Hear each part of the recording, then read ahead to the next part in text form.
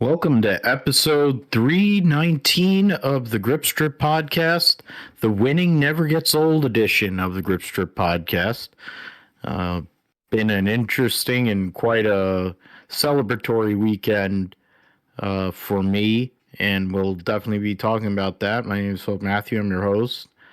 And as always, I'm with my co-host and good friend, the iRacing Indy 500 champion, computer genius, gentleman and a scholar. And today, um, being a troll in terms of the T-shirt, as Charles Barkley would say, you've got some funny guys around here. You've got some jokers. And Josh Fine, as underground funny guy as he is, this is his latest example of it. What's going on, man?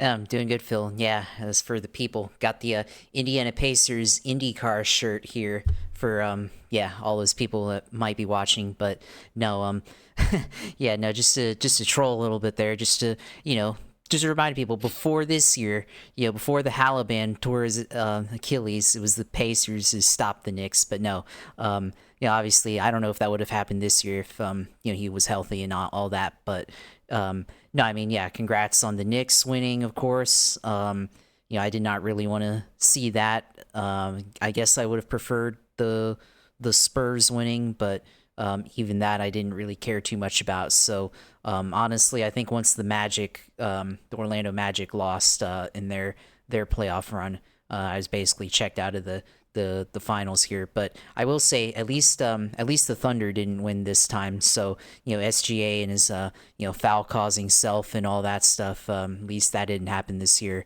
At least, but yeah, obviously you had a great weekend with that, and your boy Lewis Hamilton winning for the first time in Ferrari for Formula One. So yeah, a lot of stuff to get into tonight. Yeah, and also got to go with my missus to Pocono on Saturday. Well, Messi got that goal. That's definitely not offsides. As one of the greatest football players of all time, plays in Kermit the Frog's house. He just scored. He got one called offsides earlier, but that one isn't getting called offsides. That was a good goal. So 1-0 Argentina by one of the GOATs in all of sports. His fellow GOAT, Lewis Hamilton, as Josh mentioned, won his first race for the Scuderia 30 years after Michael Schumacher won his first race for Ferrari at the same circuit. We'll talk about the Knicks, of course, winning the NBA championship first time in 53 years.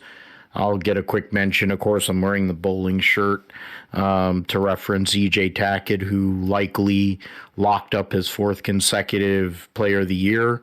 First player ever to win 4 years in a row on tour. He becomes the first player ever to also win the PBA Players Championship 4 years in a row. Had to hold on for dear life to do it. Zach Wilkins' errant shot in the 10th, first shot in the 10th frame, leaving a 4-9 on a really sketchy pattern the whole day for everybody that was playing on it. And you had a list of guys who are either in the Hall of Fame or could be or should be in the Hall of Fame in due time, playing in that final 9, including Jason Belmonte, another GOAT. We're getting in a whole kind of GOAT status here. Jalen Brunson, of course, who's going to have a statue, probably a scary-looking statue like freaking Dwayne Wade has in front of the Garden that Tracy Morgan's probably going to impregnate. But Dad and OG Anunoby looking all crazy, being meme-worthy. Getting into all of those things, we'll talk about Dennis Hamlin passing Kyle Busch with his 8th Pocono win, getting 64 Cup Series wins, his first time ever winning 3 consecutive races in the Cup Series.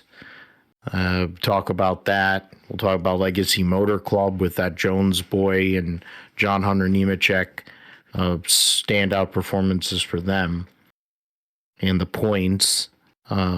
Chris Buescher getting extended. A couple other things came up. Justin Allgaier, got to watch him for a good amount of the race there. Be his usual dominant self in what may be his last year, but we don't know. He's pulling the same stunt as Hamlin now, but we'll see. Josh Berry, of course, getting let go. We'll talk about that as well, and who's likely to be his replacement. Talk about the points and everything. They'll be going to Naval Base Coronado this weekend. Roundup busy, 24 hours of Le Mans, F2 and F3 at Barcelona, NHRA at Bristol, and World Superbikes at Misano last week. This weekend, we'll have MotoGP, Moto2 at Brno, Formula E in first of 2 rounds in China, Supercars in Darwin, and then Indy next will be at Road America for a doubleheader, which will lead into the IndyCar picks at Road America. They're after their first break since the first 3 races of the year, I think, right? Or whatever. It seems like they didn't really have a break after Indianapolis, but it was sometime in April there. Then the tripleheader at Naval Base Coronado. We're pretty much guaranteed that one of us is going to pick SVG twice. He's going to pick SVG. We're both picking SVG at some point during this. Probably going to also pick Hunter Zillage, depending, but we'll see what happens. Joshua let us know all things going on iRacing, gaming, and sim segment, and we'll call it a day. But first and foremost, for me, long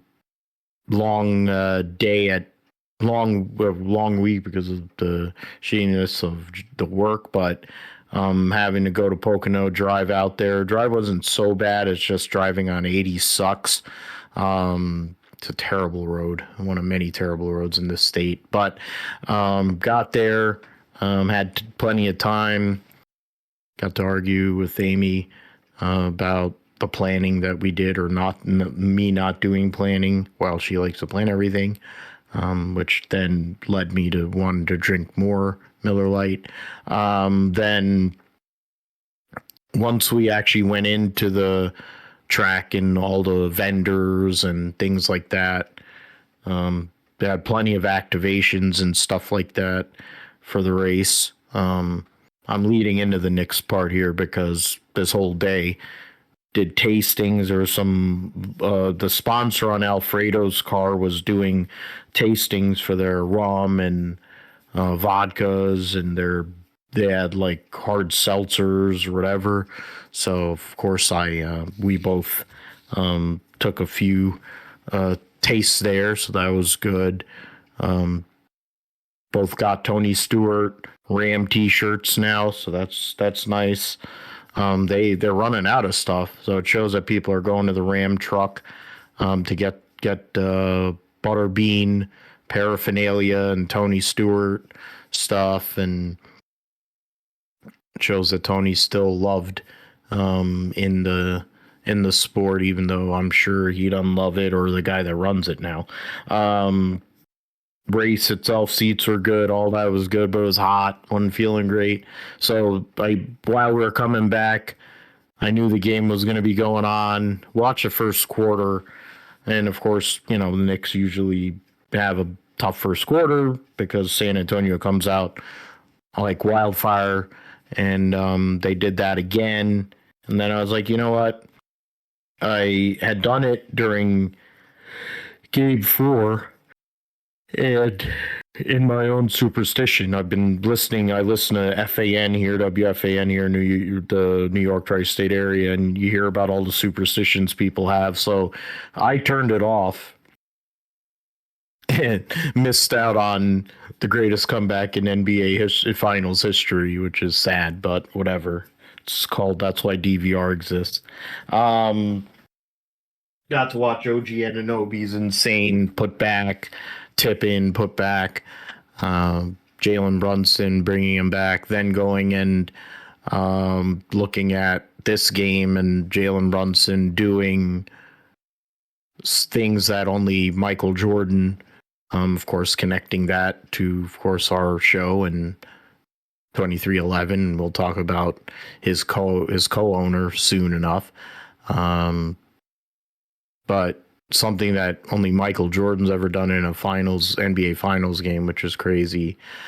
And Jalen Brunson scoring 45 points. Basically half the points the Knicks had were from the guy who ended up earning the MVP. Prior to that game, I think there was a real, it was OG Anunoby, but on Saturday night, it was all number 11 there.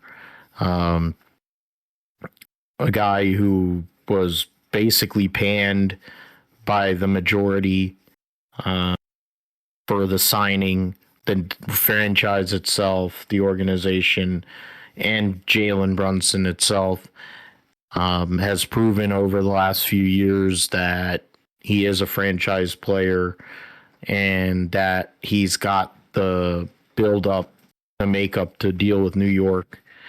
And he has become a beloved figure all through the city, whether you're an actual fan, you're a bandwagon fan, which plenty of them exist too during this run. I've been a fan and been embarrassed to say that I'm a fan of the Knicks. So whatever you want to take from that, it's been very lean for a long time, but Jalen Brunson's changed the whole entire deal and made it to where Knicks are actually watchable. And there's plenty of references to the 90s Knicks and, the 94 team, the 99 team that also made the finals, but of course couldn't get through. 94, any number of things that went the wrong way. They lost in 7 games. That was during the same time as when OJ went and killed his ex-wife and Ron Goldman. That was going on. I remember I don't know if it was Eastern Conference Finals or if it was the NBA Finals, Bob Costas leading in to the finals game on MSG's floor, leading into NBC News and having to do the news break about OJ. I think it was OJ's chase. Before the pregame, they had to lead into NBC News and Tom Brokaw doing that. Then they went to the pregame. Then they went. It's crazy to think about. 1999, way less dramatic. Patrick Ewing, Achilles injury in the Eastern Conference Finals, so they were undermanned. Had to go against Tim Duncan his second year of his career, and proceeded to start what would be a dynasty for the San Antonio Spurs with the 5-game series win with a lot of great veteran players. David Robinson, the Admiral, and connect that to the Navy. Of course, we're going to be going Naval Base Coronado this weekend. Sean Elliott, who was dealing with health issues prior to the year before that. Avery Johnson, the little roach, as Whoopi Goldberg called him on. What was that movie that she did? I forget. It was a movie that was about the Knicks where she was the coach too. I have to look that up. But either way, long story short, the Knicks winning was super emotional. Woke up in the morning and I was like, all right. Assume they lost. So I'm like, all right, rewind. I'll go on Inside the NBA. And the first thing I see is like the back of Karl Anthony Towns with a hat and a shirt. So I'm like, they won? So then I'm like, okay, now I have to watch the highlights. All right, so then I start watching the highlights. They're not leading most of the game. So I'm like, what the fuck? When did this happen? And it basically happened at the free throw line. The poise or lack of the San Antonio Spurs finally caught up to him. And then Brunson, of course, being Brunson. The fact that Walt Clyde Frazier basically said he's the first person that he's seen that could remind him of like him and Willis Reed, I think speaks so highly of what he has meant and what he has done, and how much it's meant for this franchise. Yeah, Jim Dolan's an absolute douche, and one of the lowest common denominator people on planet Earth.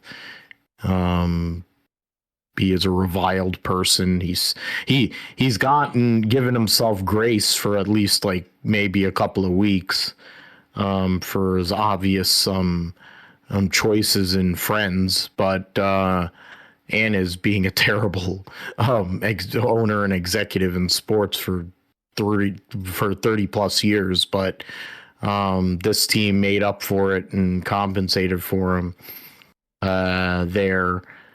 In terms of Leon Rose and Worldwide Wes bringing this team together, it's just unbelievable. It's still like it's amazing to me, you know, that they won this. You know, I kind of thought Colorado was going to win the Stanley Cup this year, and I was like, they won the President's Cup. I'm like, this is going to be their year, and congrats to Carolina Hurricanes. Even though their owner owns the Portland Trailblazers and their fans hate him, Carolina Hurricanes definitely don't hate the guy because they just won the Stanley Cup. Rod Brindamore, legend, who won the Stanley Cup as a player and as their captain 20 years ago, or whatever, how many years ago it was, comes back as the coach and GM, wins the Stanley Cup. Jordan Stahl, who's that's yellow. They won't give him a yellow because it's messy, but that's a card. You know, in terms of just insane, I never thought it was going to happen. You know, the Knicks were so bad for so long, and it was so embarrassing. They were a joke. Like, they're mean. They're every like negative connotation, every goof that you could come up with, and they did everything in their power. Some of the players that they had were just absolute trash. Like, I mean, dumpster fire level. Like, you're walking through the streets of New York and they haven't picked up the trash level trash. And now this team, I mean, Cat played like a little bitch, but I mean, granted, the officiating was a joke. Absolute joke, the whole entire series. That 7'4" Gumby looking fruitcake, dirty ass MFer, Wembenyama, talented, yes. Capable, yes. Basically Max Verstappen in a San Antonio Spurs uniform, absolutely. There you go. I didn't think about that until just what now. A great comp. That I did not. That is, I have to upload this now because I'm like, he's the Max Verstappen of the NBA, because he literally will run over anybody and then sit there. Oh, I don't know English. And like, go fuck yourself. Like, you son of a bitch. You should have been thrown out of one of those games when he went and gave Jalen Brunson a diamond cutter. Then he went and was going after Mitchell Robinson, because Mitchell Robinson shoots like he can't read, and shoots free throws like he can't read, and then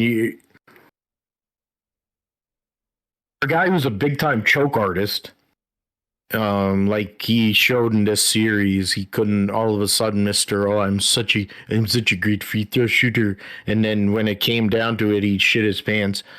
And sounds like then Trump. He'll step. And then he goes and steps on that freaking puts his foot right there, right under Jalen Brunson's foot, and turns his ankle. Like, get the fuck out of here. I mean, if you wanted everyone to believe that they wanted the Spurs to win, like, they did everything in their power, because this officiating was trash. I know that officiating has become trash to the point where MLB has had to incorporate robot umps, you know, behind the plate. You have the NFL, who's trying to incorporate all kinds of technology to make up for how bad their officials are. You need to do something about this. The level is gone down that, you know, granted, Jalen Brunson has his moments. I of course I'm a fan, but the thing, and he's gonna look for calls. But dude was basically treated like a bowling ball in a ball return for a whole series, and they never called anything. And I mean, Karl Anthony Towns, he plays like a dummy sometimes. So when he doesn't play like a dummy, he's a really, really good player. It's unbelievable. And I found out during all this deep diving on Insta, liking all kinds of posts, that his dad played at my junior college. Wow. Because they're from this area. He lived in Edison. He went to St. Joe's High School in Edison, Metuchen. His dad, Carl Towns, actually played at Middlesex County College in the 1980s for the legendary Jim Cahora. First time I actually get a Middlesex County College reference after 7 years, I think, on this pod, that the legendary Jim Cahora, who they should name the gym after, because he won I don't know how many wrestling championships. He won basketball championships. I think he was also he was soccer, baseball. I think he coached soccer too.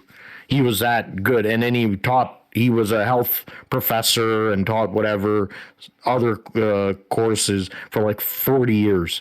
One of the best, most enjoyable interviews I ever did when my time at Blow Vadis.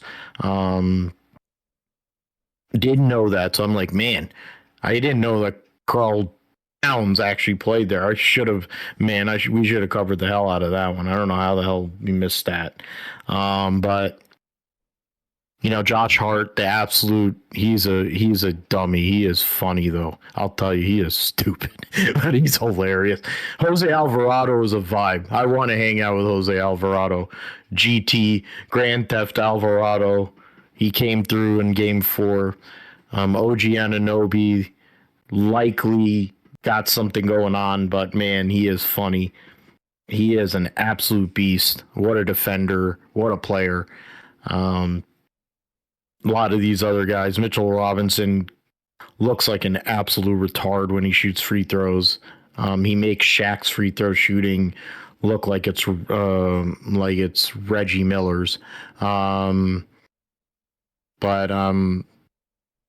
you know, all these other guys, they all made a difference. Mike Brown is totally white bread. He is one of the corniest black dudes I've ever seen in my life. He's the Mike Tirico of like NBA coaches. It's totally white bread. Really corny as hell, but my God, he was the guy they needed.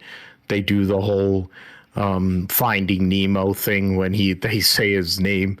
They call for Mike Brown and it's mine instead of mine. It's Mike. So now it's so bad. There's something with every single one of these dudes, but man, it's crazy. Yeah. It's unbelievable. Hey, it's still unbelievable. It's gonna stay with me for probably until I get to Watkins Glen next week. But they're gonna have the parade later this week. Hopefully RNJ doesn't show up for that. I mean, he can barely stand up anyways. All them strokes and other crap he has going on doesn't look too good. But yeah, I mean, it's gonna be a huge celebration, and I mean, I don't know, whatever. I'm happy. Who knows? It's going to be hard for them to repeat keeping some of these guys. It's going to be very difficult. The East is going to get better.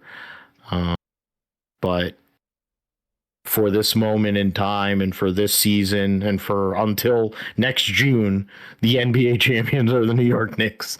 So get to say that. I never thought I would. So at least I can say I remember when I'm like 80. I remember back in 2026 when the New York Knicks and that Jalen Brunson went and won the title. I get to go and say that. I'll be able to say that to grandkids or whoever. Back in my day. So yeah, there's that. No, the only thing I'll say is Well, at least I got free Chipotle because my buddy sent me the text code to text to the 8822 number for Chipotle, and I got a free Chipotle burrito since the New York Knicks won the NBA title. So I still have yet to redeem that. I'll probably redeem that later this week. I have until the 22nd to redeem that code there. So always good for that for the NBA Finals, which is actually hard because Chipotle always do these promos every year for NBA and NHL, and the NBA Finals one's like always like impossible to get the codes to go through, and then you lose by the time they respond back, and then it works for the NHL. So at least this year I was able to get one for the NBA Final there. But yeah, I mean, congrats to you, man. I mean, hopefully I get to experience that one day. I mean, I kind of did last year with the Gators winning the national championship in NCAA, but of course, professional sports have yet to really feel that feeling yet with the Jags and all that. So hopefully, maybe this year, maybe it'll happen this year. So we'll see. And then, of course, I mean, my only real thought on the final game, of course, and I guess the whole series finals is like, I guess when the San Antonio Spurs needed Darren Fox to positively contribute, he turned into Justin Herbert there. So, that's yeah. I sent that to my brother. I saw that there's a meme I seen on NFL V2 on Reddit. I sent it to my brother immediately, and I was just like, "Come on, man!" Cry, laugh emoji face double time. So, yeah. So yeah, I like to troll, of course, but Yeah, that's that's that's what I thought there.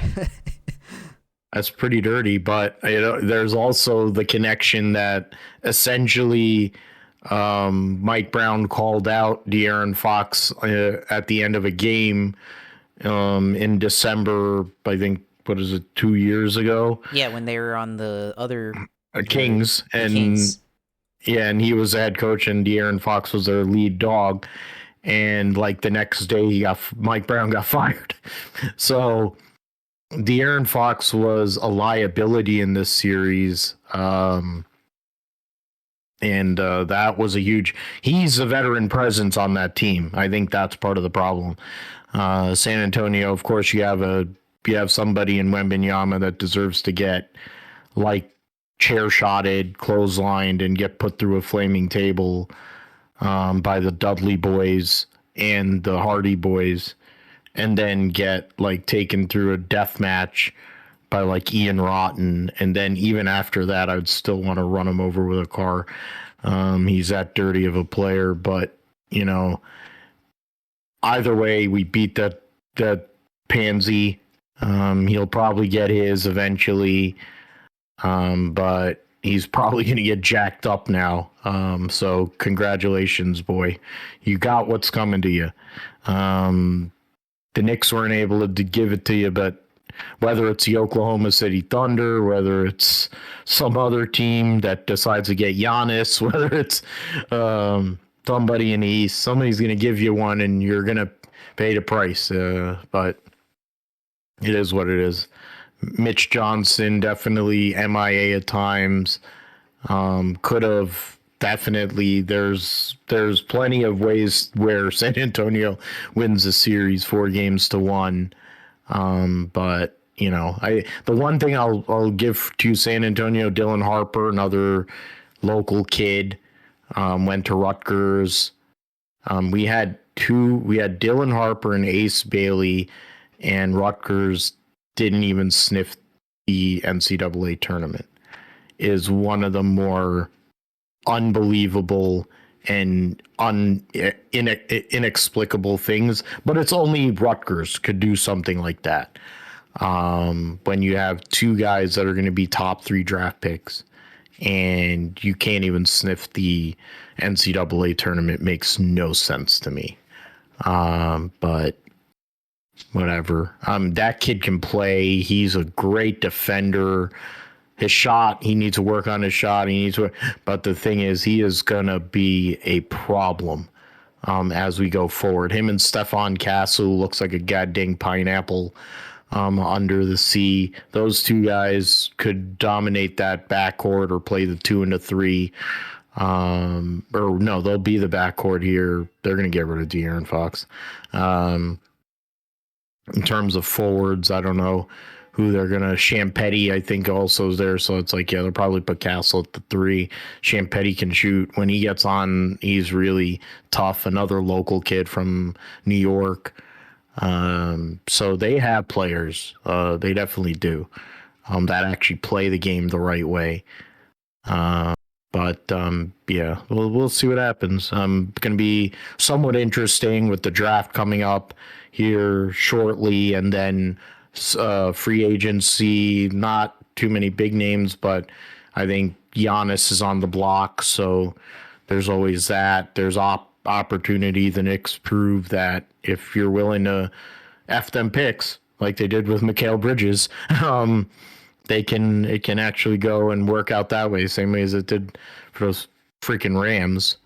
The way that they go and trade for the defensive player of the year, Chloe Kim's boyfriend, and then amongst others.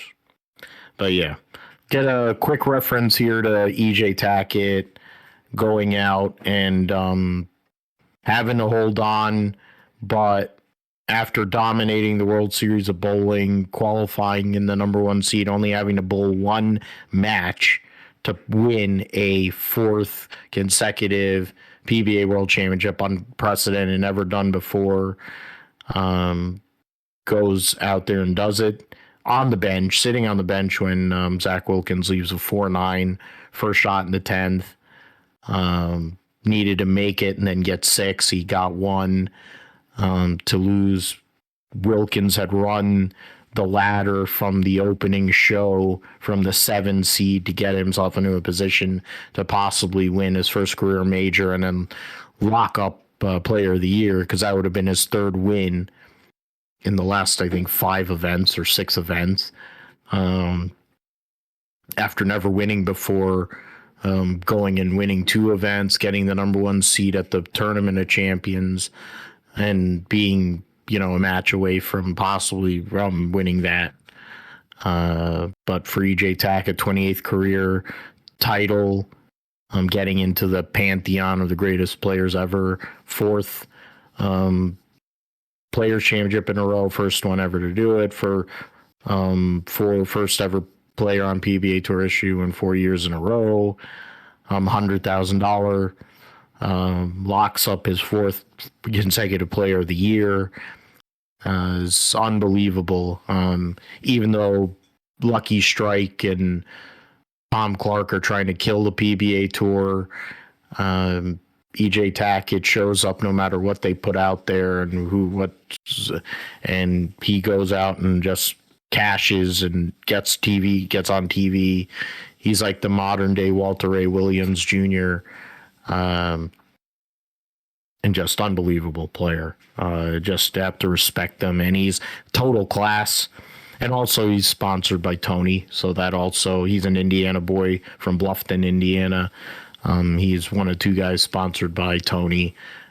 So that's also part of why, I'll always have to kind of root for EJ, even if I'm like, there's somebody that I am a fan of more, like Packy or somebody like that. But yeah, credit to him, and credit to Wilkins, Canadian. Started as a 7 seed, ran up the ladder, get to the 1st. So that, Darren Tang winning for the first time in years, first time as a 2-hander, first person ever win 1-hand and 2-hand. Lost to Jason Sterner, New York guy, veteran. Wilkins beat Sterner, then beat the likely rookie of the year, I would say, and Brandon Bonta, who bowled 300 to beat EJ Tackett in the PBA,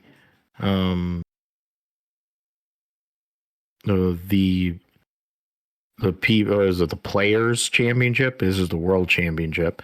In the first tournament of the year, then beat the GOAT Jason Belmonte, then Chris Prather in a roll-off, one of my favorite players, Shark Kent, the real deal, the Hall of Famer Bill O'Neill, Chris Vi, who's one of the best pro shop operators, but also one of the best players in majors, continuing to fulfill his New Age Ryan Schaefer mold by finishing third in this event.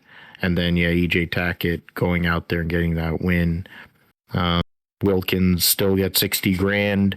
The top five made at least 25 grand. Belmo made 20,000 there. So, not big money in the world of big major sports, but in terms of the tour, good payday for bowling a match.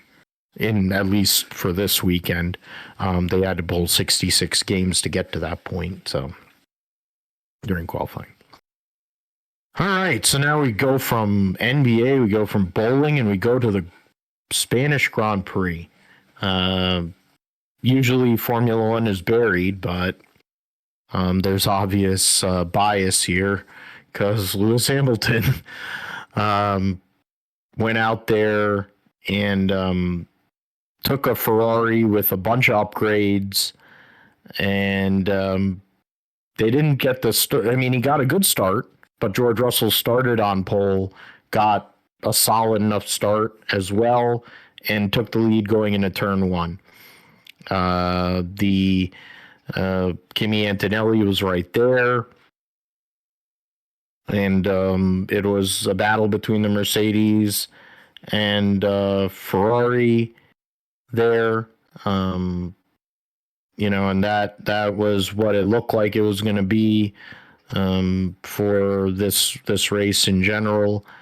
Ferrari, in the end, with Lewis, started on soft tires to try and to differentiate himself, give himself a different opportunity, which would be a three-stop race versus the two-stopper for Mercedes. And that was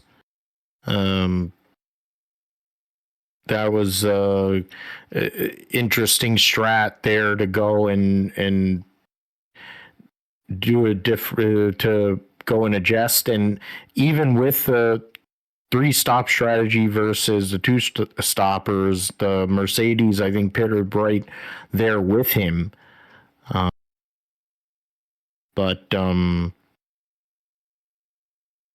And then, I mean, you also had Fishlips, Hulkenberg on softs. Leclerc, he had crashed, so he was starting 10th. So he had crashed in Q3, but was able to make some spots up early. Isaac Hadjar on the opposite had flipped the other way.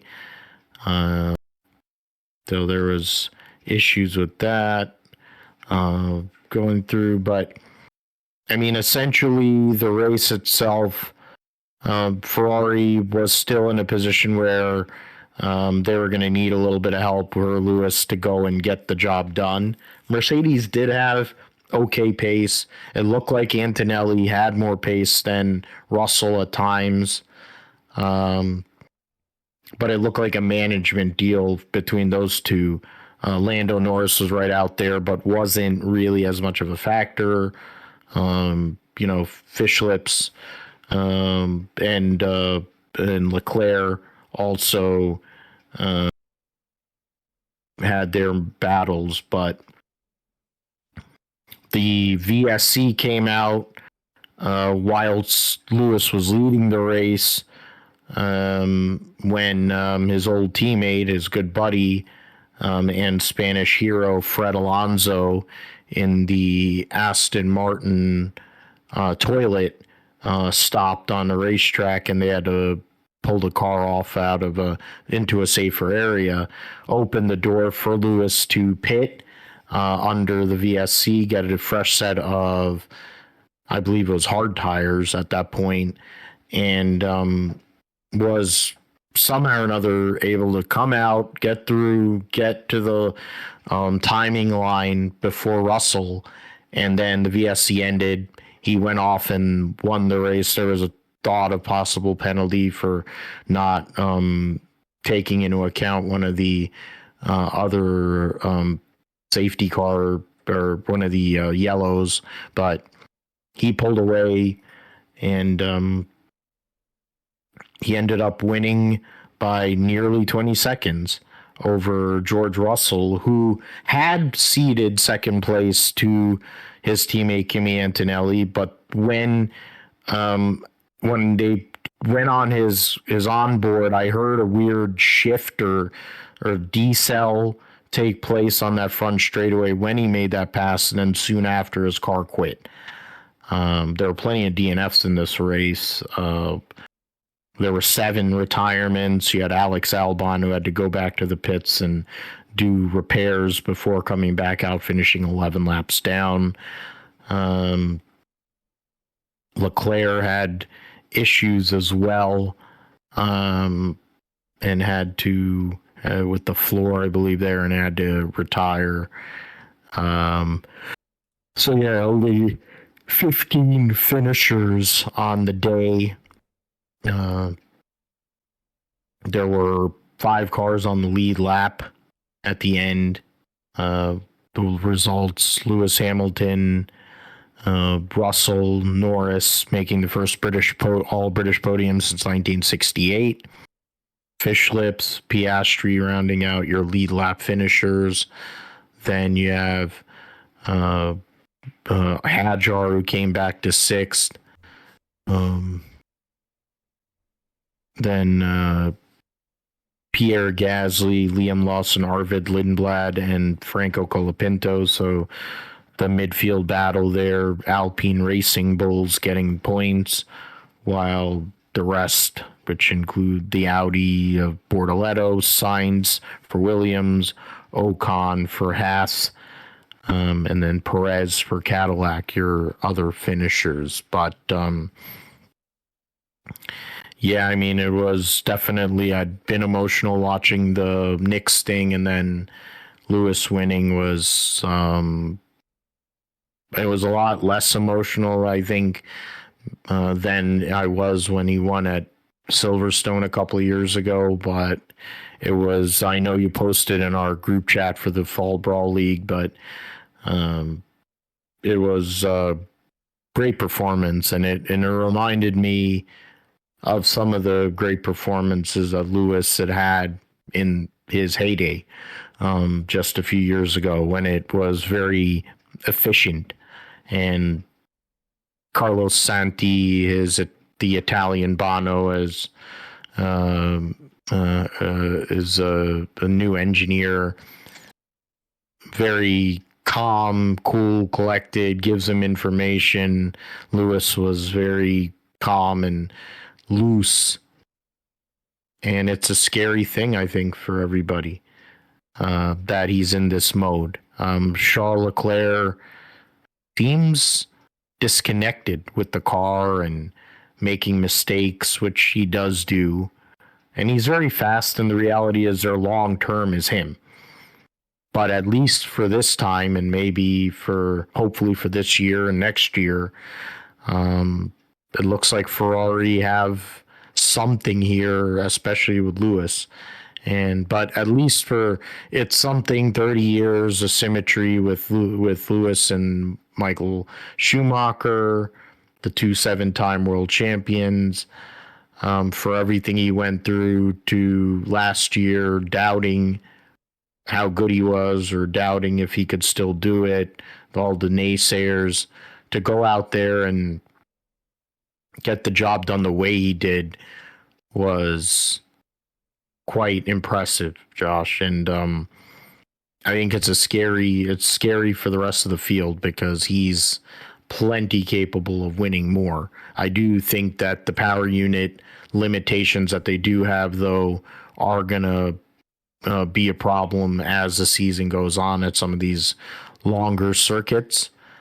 But he can win more than one race, and we haven't been able to say that in a long time. But this win means a lot for the Lewis Hamilton LH44 crew, and for Ferrari, for Mario, as since what do you call, Fred Vasseur likes to call Lewis Luigi. Mario did good in hiring Lewis Hamilton. It wasn't a mistake. And for people who said he was washed, go fuck yourself. No, I mean, I think for Lewis, for first of all, I mean, I think the reason why the win that he had in Silverstone was more emotional than this one, although this one was certainly emotional for him being his first win at Ferrari. I think really what it was just him that time was going off a 2-year winless streak, the uncertainty of whether he'd ever win again at that point, versus now where there's been a lot of hope, especially this year with how they've been competitive overall. They just haven't closed yet on a win, and now with the way that this race played out, showed that he's still capable of winning here, and certainly the way that he drove, certainly still capable of winning multiple races, like you said. And certainly with the way Kimi Antonelli retired with an engine failure here in this race, certainly leaves the door open just a little bit for Lewis to inch closer to the point lead. So now going in second here in the point standings, behind Kimi Antonelli, 40 points back or so. So that's important for Lewis. And yeah, certainly I think he can win as long as they continue to have good strategy. They can actually contend for the title, certainly. But I think one of the I guess factors here is the track temperature. I guess that was a factor as well, with track temperature being so high at 125 degrees.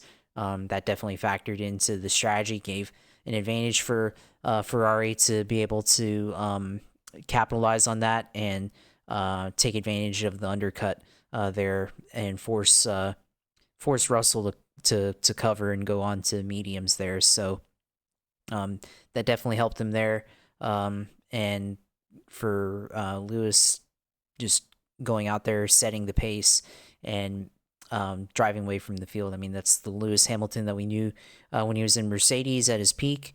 It's definitely Lewis Hamilton we knew from even the old days back in McLaren there. So this is certainly Lewis Hamilton not going away yet. Certainly capable as he gets closer to his mid 40s. I mean, I'll say that for Alonso, given the fact that he's a few years older and still can be competitive in the right situation. I think the same thing for Lewis. Still can be competitive in the right situation, and certainly Ferrari's looking like that currently right now. So it's definitely a positive development. First non winner of an F1 race other than Mercedes here. So at least that part's good. We have a little bit of diversity here in winners so far this season. And certainly it's better than another Mercedes win there. Obviously a lot of DNFs in this race. A lot of people had problems. There's the issue with Nico Hulkenberg hitting a piece of debris and immediately having to retire from the race.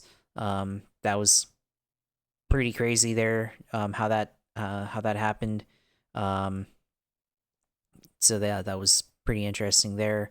Obviously first all British podium since 1968, very significant there as well. Which I didn't know that actually, and then I had noticed that it was all British. I was like, oh, that's cool. And then you mentioned that earlier. I actually did not know that. So pretty cool fact, I guess, if you're British there. So certainly a historical occurrence there for people who are British and that side of F1, which is where a lot of F1 history has come from. But I mean, it's certainly a great race for Lewis Hamilton fans, Ferrari fans as well. So Lewis finally achieved his dream here of winning in a Ferrari car. So now I can go forth and see if we can win another race here, and for them potentially challenge Kimi Antonelli for that title there. So we'll see. We'll definitely find out, and there's plenty of racing to go. here in this season. 41 points, as you mentioned, Antonelli over Hamilton. 9 points, Hamilton's out of Russell there for in second. Eclair is 2 points out of Norris and 7 ahead of Piastri for fourth. Fishlips is 14 points out of his former teammate Pierre Gasly, and then 21 ahead of his current teammate and Isaac Hadjar. Hadjar 6 points ahead of Lawson there for 10th. Then in terms of the constructors, Mercedes up by 72 points over Ferrari, who has a 49-point lead on McLaren. Red Bull is 52 points behind McLaren. They are 32 points out of Alpine. 16 points Alpine are ahead of Toro Rosso, who are 20 points out of Haas. Haas is 10 points out of Williams. Audi has 2 points, Aston Martin 1, and then Cadillac rounding out the caboose. Okay, let's move to NASCAR and Pocono. Great weekend there. Weather was good for most of the weekend. There were rain. It was weather did play a role in terms of moving the race up, which I was glad for, to be fair. They should start races on the East Coast, and they should be starting most races at 1 o'clock in the afternoon. People on the West Coast can deal with it.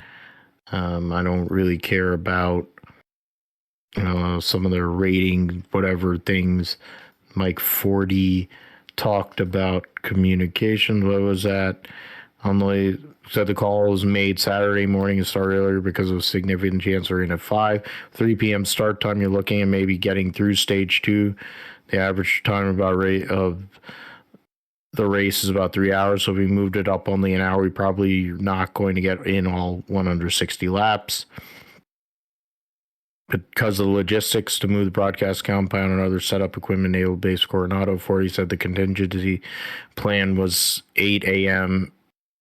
start at Pocono. Race had been postponed to Monday. Wow, that would have been something.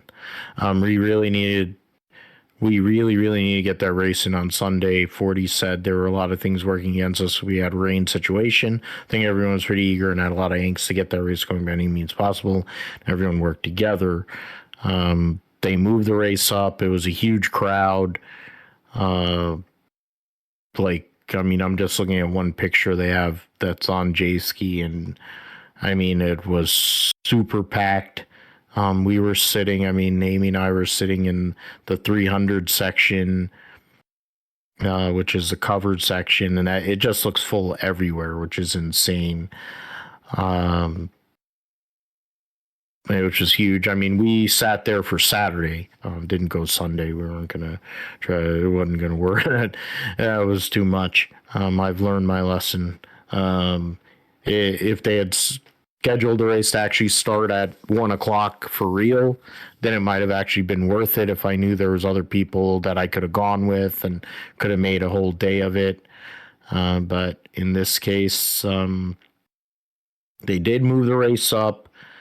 And when it came down to it, the fastest car, the best car on the day was the one that won and started from pole in Dennis Hamlin, wearing a Minions uniform, no less, to do it.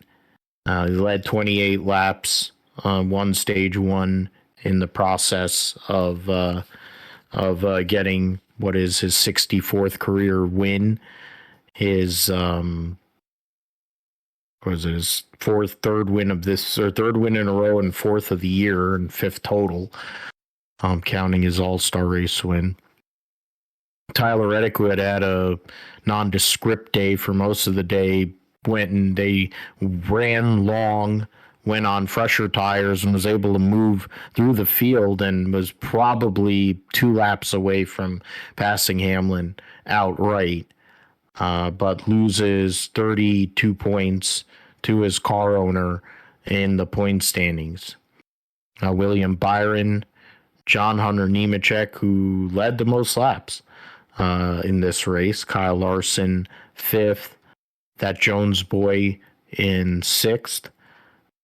Christopher Buescher in 7th, former winner at Pocono 10 years ago. I was there when he won his first career race for front row and in the fog. Ross Chastain from 24th to 8th. Keebler Gibbs 9th, and then who had issues on pit road a couple of times. And then Ryan Blaney, two-time former winner there, 10th.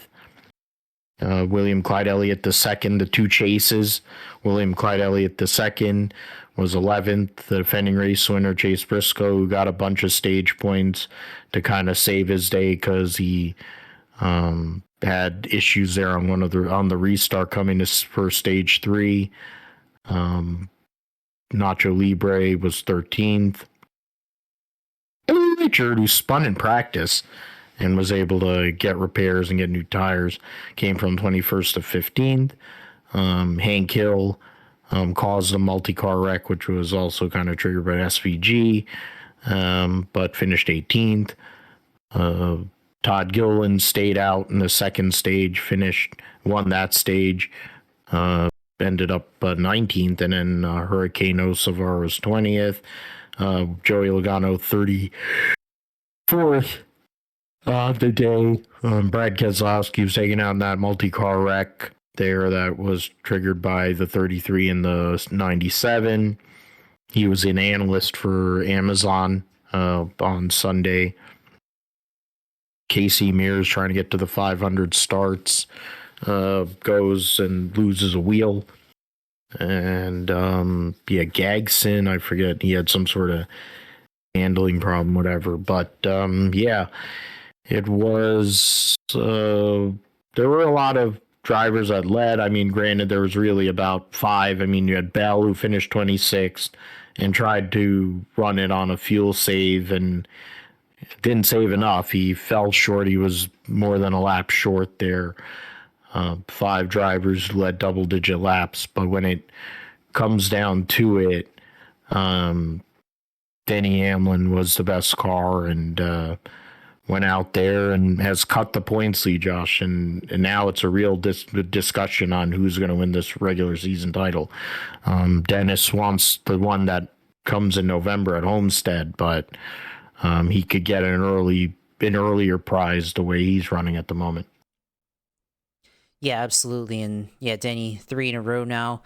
So it's the summer of Denny right now in NASCAR. But yeah, I mean, I think for him, he's closed the point lead down to a 19-point lead. And really, I mean, Reddick has been consistent pretty much across the board. It's just that one poor finish last week at Michigan opened the door. Plus, on top of Hamlin continuing to win there. So that's really what's closed the gap here. So now Hamlin has an opportunity here. 2 road courses coming up, so it's going to be a challenge here for him to continue. I mean, we know he's not really been that great at road course racing. I mean, he has a road course win at Watkins Glen, but I think, since Next Gen, at the very least, it seems like he just hasn't been as good on the road courses here. So, of course, this weekend, probably not an opportunity for him to win, but it's certainly an opportunity to try to manage here. Of course, Reddick, very adept at road courses, as we've seen from his time at RCR and his time here at 2311, of course. So it's definitely an interesting dynamic here that's playing out between these 2 Toyotas. And of course, 2311 has been quite as successful since Darlington back, in March, and now we're here in the summer and Denny Hamlin's winning. So I guess at the team meetings, they were like, well, who done it? And it's Denny, the owner. So he's certainly taking personal the mogging, I guess, that he got from Michael Jordan post Kansas, and he's certainly turning it up on him and winning all these races now. So for Denny though, I mean, didn't have the fastest car early, even though he won on pole. But he did have a very consistent handling car overall over the course of green flag run. You kind of saw that the first run, Kyle Larson led the first 24 laps, but Larson got tight as the run went on and then had trouble getting around lap traffic, and Denny was able to pull him back in and lead the end of that stage there, and then of course was able to run down Christopher Bell there at the end and win that race. So yeah, for Bell, I mean, it was a pretty big gamble. Of course, they're trying to secure their spot. They're trying to make up for last week, I guess, in that way. And yeah, they just didn't save enough fuel there. Steve Letarte was saying that they need to manage 6 miles per gallon per lap, but they weren't able to get that.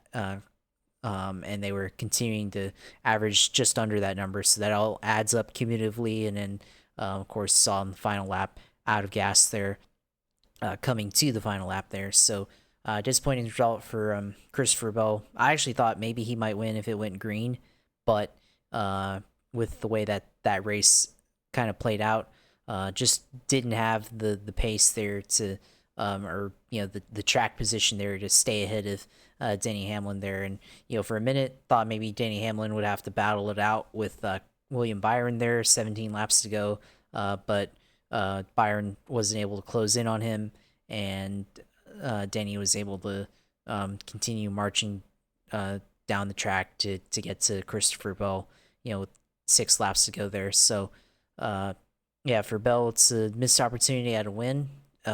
Denny, of course, now winning his driver, continuing to add to his record at Pocono and everything. So yeah, certainly for Denny, I mean, it's gonna be interesting.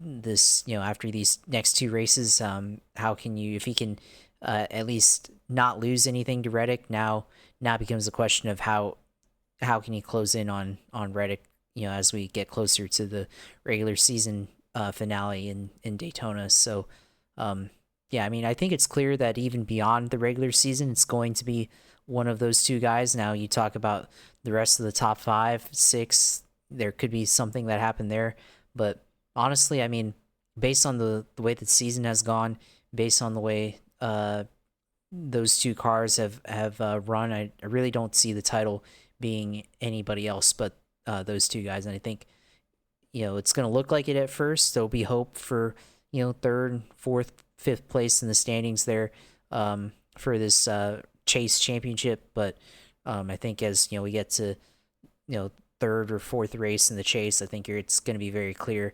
Unless something dramatic happens, I think it's going to be very clear. It'll be either the 45 or the 11 going for the title. So yeah, it's a fairly interesting race there Sunday. I mean, there's definitely some good bits. I mean, one of the earlier caution periods there, lots of good racing in the field. I mean, probably the best racing that we've seen in Pocono, like off of a restart, first 4 or 5 laps, where I think the top 5 were all looked like within a second or 2 of each other. I mean, it's been a long time since like maybe the mid 90s since we've seen racing at Pocono look like that. I mean, go back to some of the old clips that you've seen from Pocono where they were nose to tail throughout a fully sustained lap. I mean, John Hunter Nemechek and Tyler Reddick early on were going side by side, and John Hunter Nemechek proved that he had a really good race car there.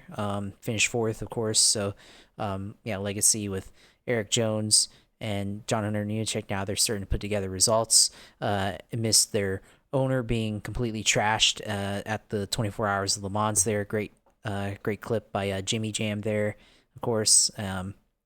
And yeah, so that was pretty interesting there as well. Yeah, Brad Keselowski, as you mentioned earlier, had an incident early on, and that was interesting. The graphic that they were showing at the end with Christopher Bell analyzing the SMT data off of him to see where things went wrong with him in his fuel saving strategy there. And honestly, yeah, just give Amazon the full 36 race schedule, because we need more analysis like that to show how things go wrong, or how things can be affected, rather than the pseudo data that we get from Fox and NBC.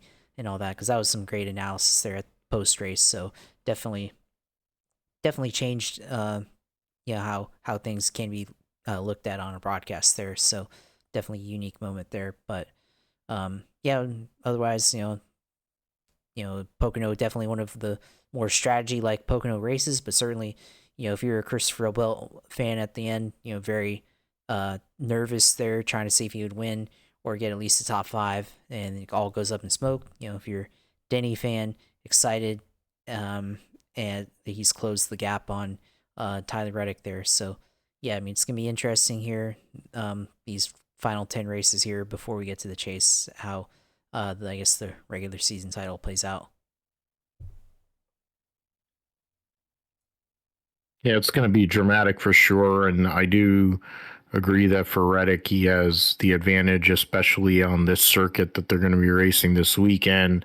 Snoroma, I think, is a little more equal with SVG, who's seemingly starting to build an enemy list with how he's driving on these ovals, trying to compensate, I think, for a car that generally isn't as good. Doing it's not like Hocevar, who has pace. Oh, that's a goal. Yeah. On the rebound, that's a second goal for Messi.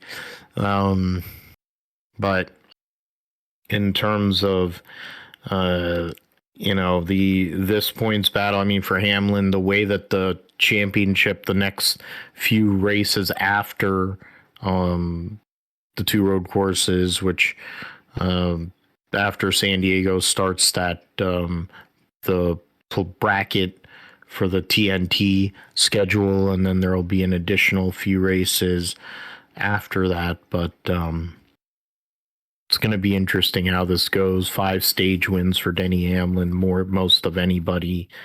Reddick, even with as good as he's been all year and winning 5 races, only has 1 stage win. Kyle Larson has 4. Bell has 3, which is tied with Ross Chastain for 3rd. Ross Chastain has 3 stage wins. He's tied for 3rd in that category, but he's 23rd in points. So it tells you how bad they've been. Yeah, so Reddick, Hamlin, 19 points. Then 165 back in 3rd is YRB. Clyde is 20 points or 30 points behind his buddy there in 4th. Keebler Gibbs rounds out the top 5. What is it? 33 points behind Blaney. Now Larson in 6th. Those right now, that really there hasn't been a whole heck of a lot of movement. They've been up there pretty good. For a good amount of the season. 4 through 6 are only separated by 15 points there. So that can change relatively easily. Busher in a nice battle with the 2 Spire cars there. 7th, 8th, and 9th. But is it 12 points separating those 3? Then you have another pod of Bell, Byron, and Briscoe. Separated by 10 points. All those drivers wanting to get into that top 6 or really the top 5. Briscoe left points on the table. I think one other, Bubba, SVG, Eric Jones gets himself into the chase as of now, and then Cindric tied with Eric Jones. Brad Keselowski with his last place finish falls out and is 4 points behind. And then 10 points behind SVG, who we know is probably going to end up getting a bunch of points next couple of weeks.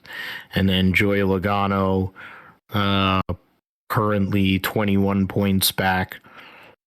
Prix is 33 back, and 49 back is Michael McDowell. 54 is AJ Allmendinger. 56 for Stenhouse, and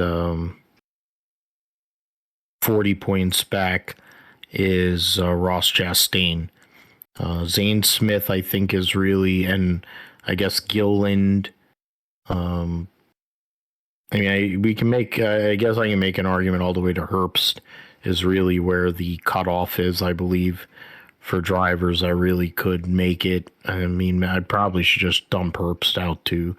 I think John Hunter Nemechek's really that last driver, and he's like 70 something points out there. 55 plus 78 points out right now. Going to a couple of road courses. Okay, well, let us. I mentioned Buescher getting the extension to stay at RFK, so that's not really surprising, considering what he's meant to the organization. I mentioned the in-season challenge there, so the trucks were off last week. O'Reilly ran at Pocono. The Miller Tech Battery 250, presented by KOA. Justin Allgaier did not win a stage, but got plenty of stage points. Was 4 points away from a perfect day.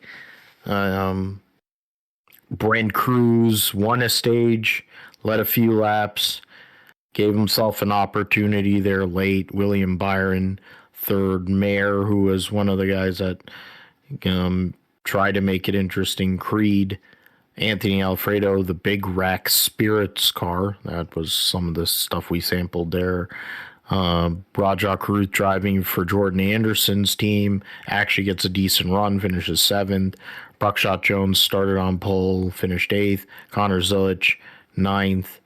And then Carson Quapple rounded out your top 10. Cole Custer started dead last, had issues, was laps down, came back to finish 12th. Driving for SS Greenlight. Dean Thompson, who started on that last row as well, finished 13th. Hank Hill 14th. Retzloff finished 15th. It isn't indicative of how well he ran. Clemens 16th in his record tying start this coming weekend at San Diego. He's going to break the all-time starts record in the O'Reilly series. Taylor Gray won a stage. That's all he had to show for it. Led the second most laps of the race. Sammy Smith 19th. Then Ryan Siegel had 4 laps. Corey Day got wrecked lap 1 off of turn 1. Jesse Love was also knocked out of it. Yeah, Joey Gase kept on coming down pit road and then start and parked it. Nathan Bird on the restart after that first wreck got crashed on the front straight. Miss Natalie Decker probably was freaking out and then blew up. Leland Honeyman destroyed his shit in turn 3. I think with Patrick Emmerling. I forget, it was 92, 44, 40. Yeah, it was the 44 because the 48. Okay, it was Star Poli. I mixed up the ones with the 8. Brian Poole was a weapon on Saturday, caused 2 accidents. Then you had Sawalich, Hank Hill, Ryan Sieg, and Nathan Bird. Yeah, so that I think one thing that was not underrated and wasn't reported as much was some of the issues with the sealer coming up on the track. It was, I guess, the first signs of it came on Saturday, but it wasn't kind of fully publicized or well known. It became more of a problem on Sunday during the Cup race with the sealer. So I'm curious to see what Nick Igdalski and the family will do in terms of possible resurfacing, maybe resurfacing the turns or whatever. Not to the same extent that their grandfather, Doc Mattioli, just randomly put 1 patch in turn 3. There might have to be a look at resurfacing the track based on what the next Gen 7 car did there. But for Justin Allgaier, he doesn't have to worry about that. He goes out there, passes Sam Mayer late to go and get yet another victory, his 33rd victory of his O'Reilly Series career. I believe, yeah, that means he's 2 ahead of Jack Ingram in the all-time wins list, and just adds more points to his tally to try and win a second title and maybe walk off as a champion. Yeah, there's definitely that possibility here. Certainly, I mean, this is maybe one of the arguments for going against the chase here, but still, I mean, got to be able to. I mean, he's definitely won the regular season title at this point, so no way or qualified for the chase. I think I don't. Yeah, it's not a won the regular season title yet, but he's definitely clinched his spot now, so don't have to worry about that. Of course. 12 top 5s, 10 or 14 top 10s here so far this season. So really, really good season for Justin Allgaier here so far. And yeah, no question, just get to the chase start and be able to just make those final 9 races count for him here. So yeah, it was a really good run for Allgaier. And another win gives Dale Jr. and Nicole a ride in the celebration afterwards. So that's good for them. And for the other guys, I mean, Corey Day, the 2 guys behind him who couldn't afford if they wanted any hope for winning the regular season title. Corey Day wrecking turn 1, lap 1, collecting Jesse Love there. Not the result that they needed if they wanted any hope at having a shot there. So yeah, unfortunate for them how that played out. Obviously, I think I picked Corey Day, so yeah, I guess bad on my bad on there on that. But some of the other guys here in this field that probably needed a good run. I mean, you have Raja Karuth getting a top 10. It's top 5 on that final restart there. Dropped back a couple spots there to 7th. Really good run for him and Jordan Anderson. Probably needs to be full-time in the 88 there instead of being supplemented by the Cup guys from Hendrick. Of course, the 88 car finished 3rd with William Byron there.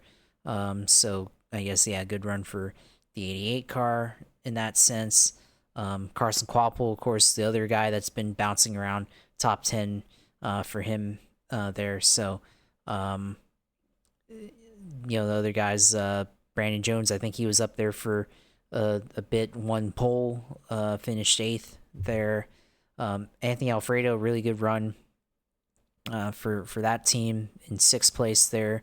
Yeah, really good run there for him. Brent Cruz, I mean, he had a chance there late as well, but final restart just came down to Allgaier there. He led 6 laps, I think. So, yeah, it was definitely an interesting race there, with the way things played out. But, of course, Allgaier continues to pad the stats here. And, yeah, I have no reason to believe that he doesn't win the regular season title at this point. It would have to take a monumental collapse for him, I think, for Jesse Love and for Corey Day to even have a shot at winning the regular season title, and then just a matter of repeating the same process during the chase and being able to do it over the final 9 races.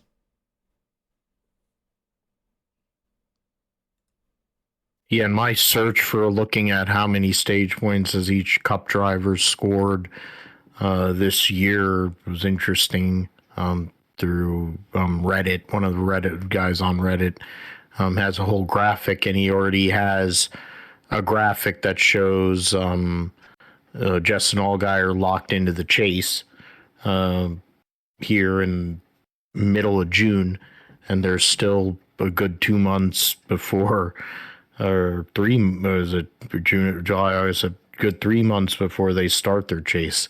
So it tells you how dominant he has been this year. And then it is a very close battle. It's only 23 points separating second through fourth and 45 separating second through fifth. But it also shows the lack of consistency amongst a lot of those drivers. Jesse Love, who after the announcement of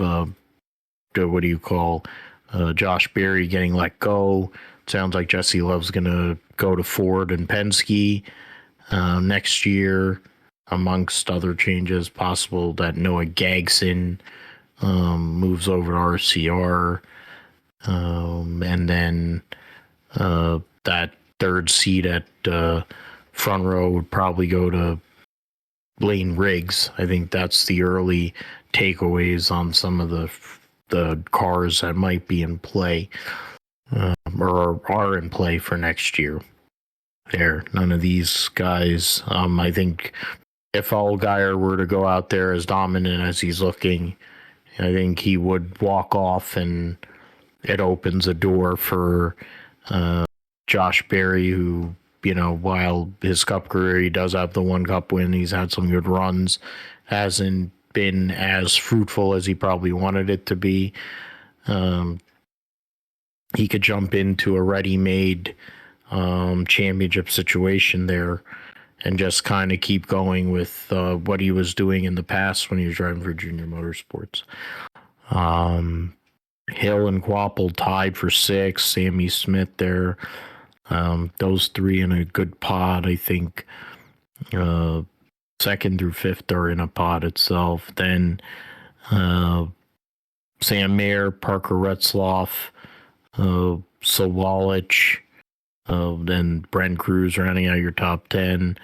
So it's 27 points separating Sam Mayer to Brent Cruz. 30 points to Taylor Gray, 35 to Raja Karuth. So right now that, I believe, is a real battle you have 14 for 12. That a hat trick for Messi? Yeah. And then Ryan Sieg is, what is that? It's he's 37 points behind Brent Cruz in 15th.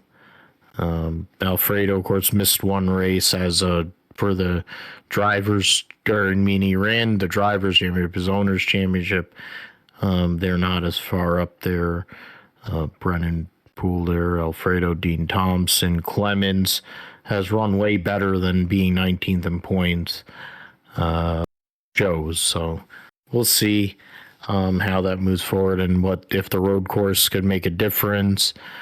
For Brent Cruz, it might give him the security that he needs this weekend, being amongst a lot of drivers that aren't theoretically known as road racers.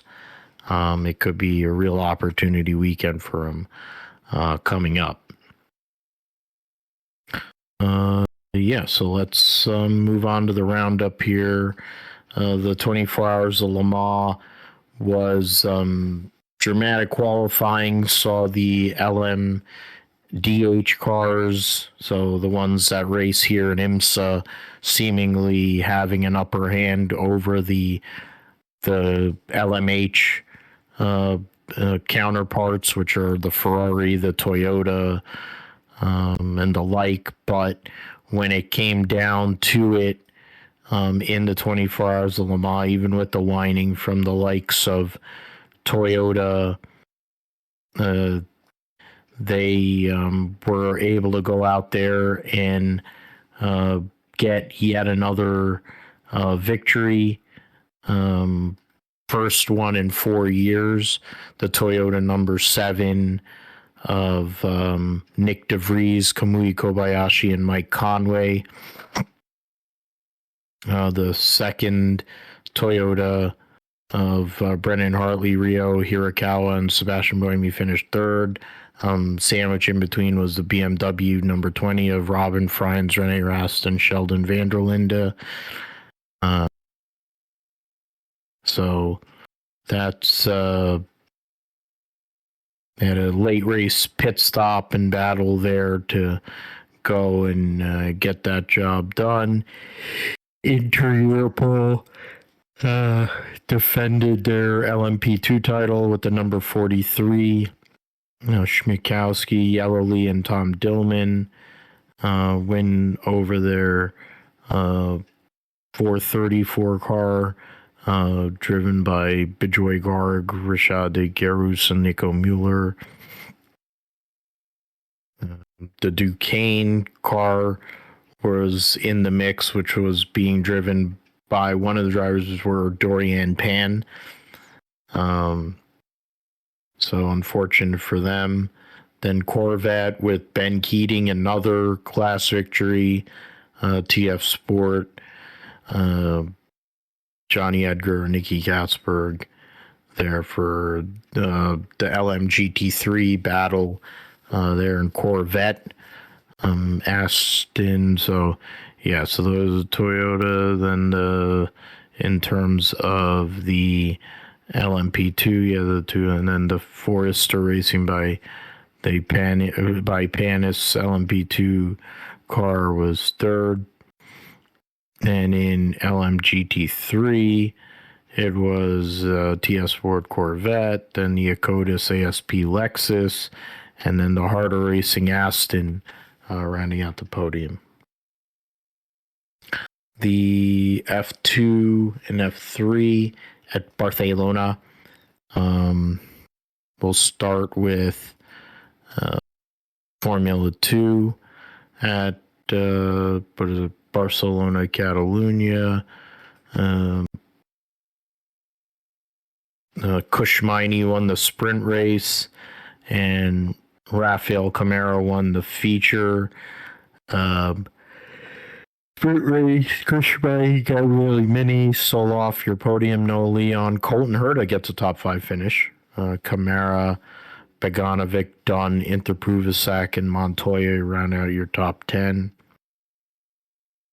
Then in the feature, Camara, Alex Dunn, Gabriele Mini, Soloff, and Hoopin, your top 5. Beganovic, Bennett, Leon, Kushmaini, Rowan Belinsky, rounding out your top 10. The standings, see Gabriele Mini up by 8 points or 6 points on Nicholas Soloff. My mistake, sorry.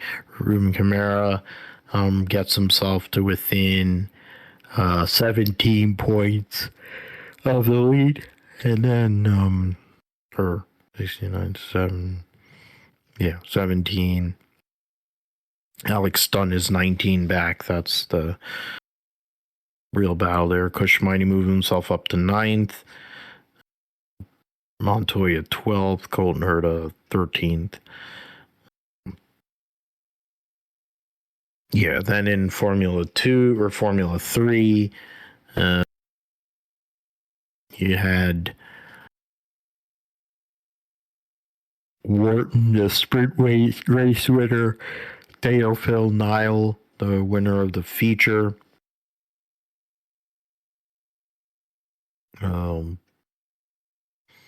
Wharton, Slater, G, Tappinen, Delaney, Delpino, Yamakoshi, Nile, Sharp, and Bador, your top 10 there. And then Nile, Yamakoshi, Uguchuku, was a Bador, Delaney, Delpino, Rivera, Slater, Kato, Gildiz, your top 10.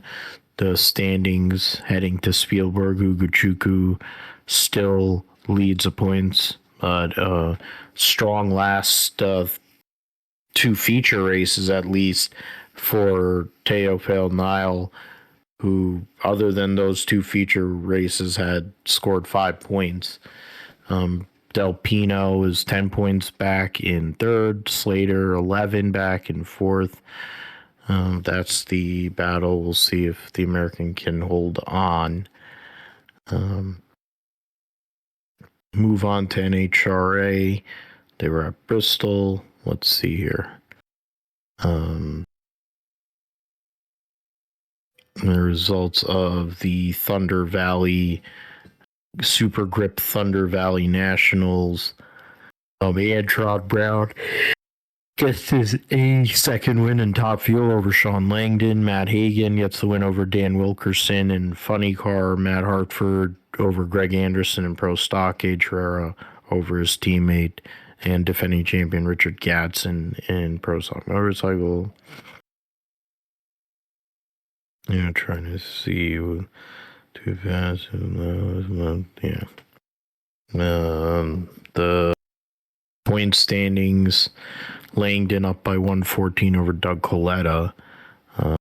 Leah Pruitt gets the win for the previous race that was rained out in top fuel. So both her and Tony have won races. They're third and fourth in points. Was it 13? It was 16. Tony is 16 points ahead of Antron Brown. 33 ahead of Josh Hart. 34 ahead of Maddie Gordon. So that's actually becoming a much closer battle there.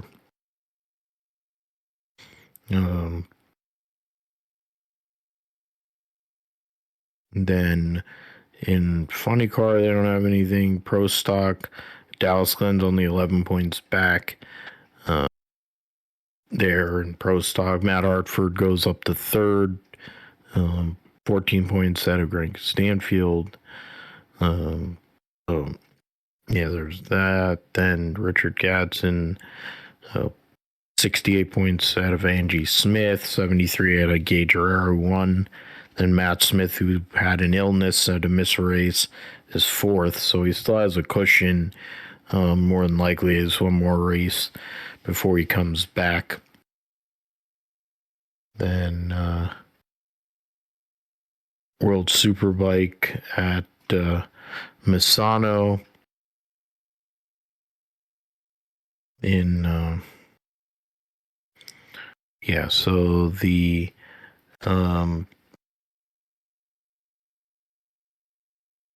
trying to go into the standings, but that's they have a new website, I guess that's what it is. Nicolo Balega is over 100. He has 121 point lead on his teammate Iker Lackawanna, who in turn has 143 point lead on Montella.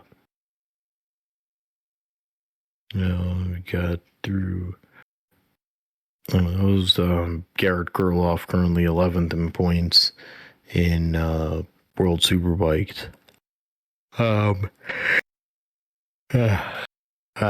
MotoGP, Moto2. All right, so standings after the previous round in Hungary.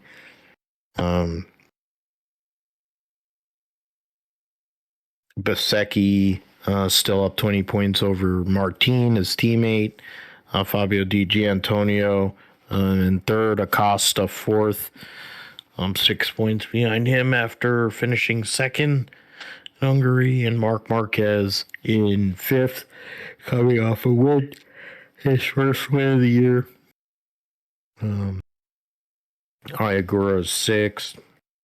Then Bagnaio's 3 consecutive third place finishes, and Raul Fernandez rounds out the guys that are under 100 points back.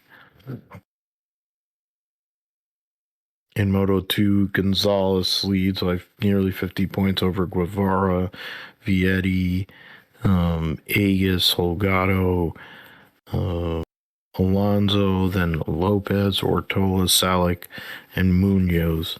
Your top 10. Joe Roberts currently 15th in points there.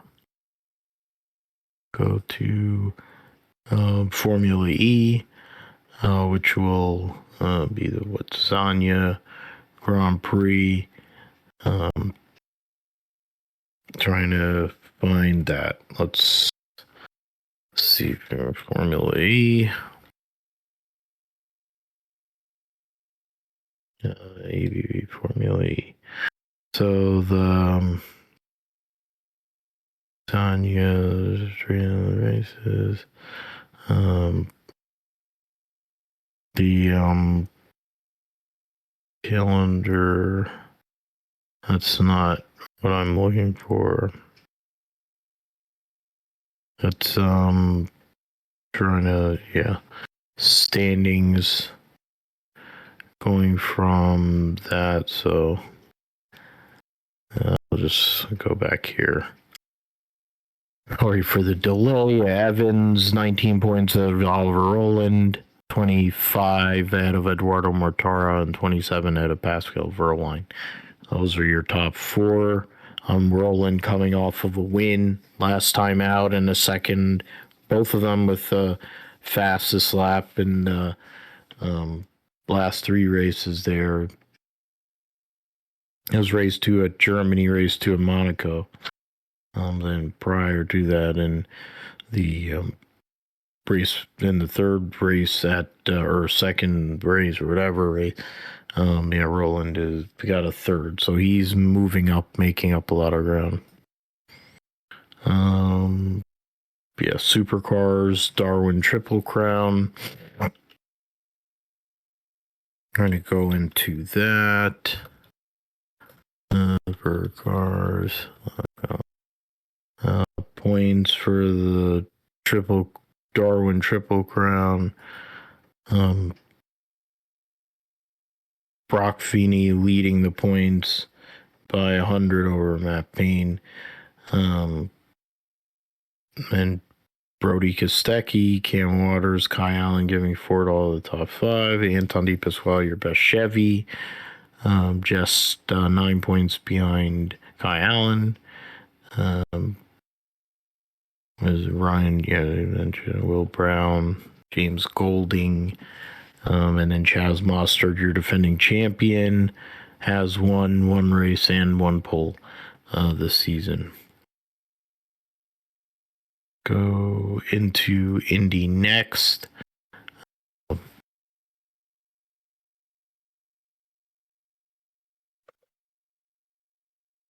The Indy next series coming back. 3 of the upswing. Standings here.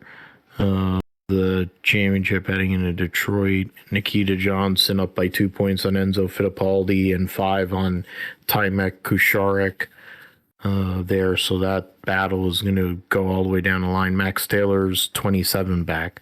Miles Rowe, after coming back from tailback, as Rusty Wallace would say, at the last race, goes and finishes, or is in 5th at the moment. Point ahead of Alessandro Del Toyo, 5 ahead or 6 ahead of Lockie Hughes. Then Juan Manuel Carrez, Jordan Murray, and then Jordan Missig. Josh Pearson. So we'll see what happens with those guys. Doubleheader at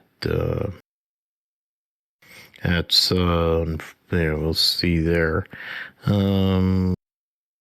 So let us make our picks here. So then try to go and see who went first. You went first, Josh, so I'll go first here for this week. So IndyCar at Road America. Phil's going to go with Scott Dixon. Feel like at some point he has to get over that hump.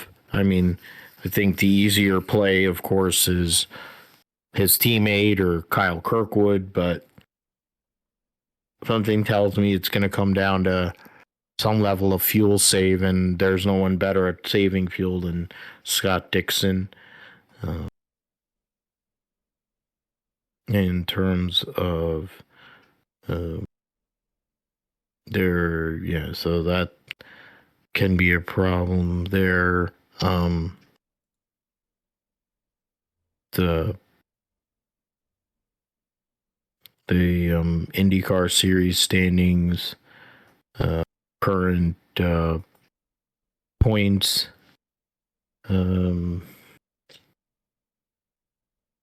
Yeah, that's what I want. Yeah. Driver. Yeah, Alex Palou leads by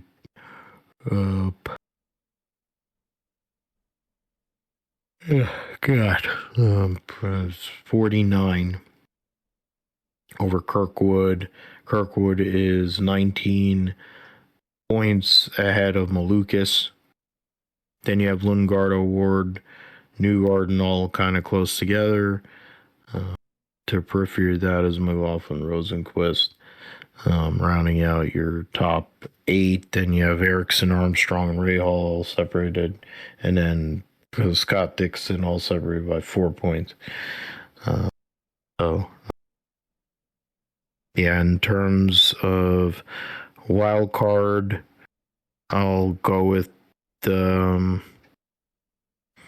because there's only like really 25, so I think those cuts off right there. I'm gonna go with Dennis Hauger as my wild card. How about you, Josh? I mean, yeah, it's hard to go against Alex Palou, so I will pick Alex Palou to win here this weekend at Road America, and I guess my wild card for this weekend, I will go with Louis Foster. Oh, wow. He had a great qualifying run there last year. Wasn't able to convert it, but they've been better at converting this year, and Rahal has been proof of that. All right, so go to the trucks. Now, Naval Base Coronado. Trucks will be racing on Friday. Let's see. Bring up the entry list. There's, I think, 36 for 36, so nobody going home. Jimmy Johnson driving in his home race in the 1 for Tricon. Jackson Lee, another race for Rayum. Adam Andretti back for Tricon in the 5. Connor Mozak in the Spire number 7. You got Infigure LaJoy. I'm trying to go through any people that are unfamiliar. That's Anchorman Daniel Hemrick. Brendan Gaughan making a return to the Truck Series many years after his last start. A guy named Austin Varco. Jamie McMurray driving the Colleague Ram number 25. Tyler Reif in the 42 for Nice. Andres Perez de Lara. Then Landon Lewis in the 45. Timmy Hill was withdrawn, so there's 35 trucks. Okay, Kaz Gralla in the 62 for Almar Friesen. Nathan Nicholson, the Freedom Racing Enterprise 76. Justin Marks driving the 77 for Spire. Yeah, that's that. So Josh, you get first picks here on who will win the inaugural race at the San Diego Street Course. Yeah, this is admittedly a tough pick here because anything could happen in this race. But I'm gonna go with the guy who won the other street race here this year on the Truck Series. I'm gonna go with Lane Riggs here as my winner for this weekend. I like how he ran before. I think he can do it again. And it's tough to go, or the town guy and Jimmy Johnson. So yeah, I think I'm gonna go with Jimmy Johnson here as my wild card. Yeah, that's a solid combination. I was thinking about Lane Riggs as an option, but beat me to that one. Staying in theme of road course winners this year, I'm going to pick Caden Honeycutt as my win choice. And then in terms of the points or whatever based on that's Nashville.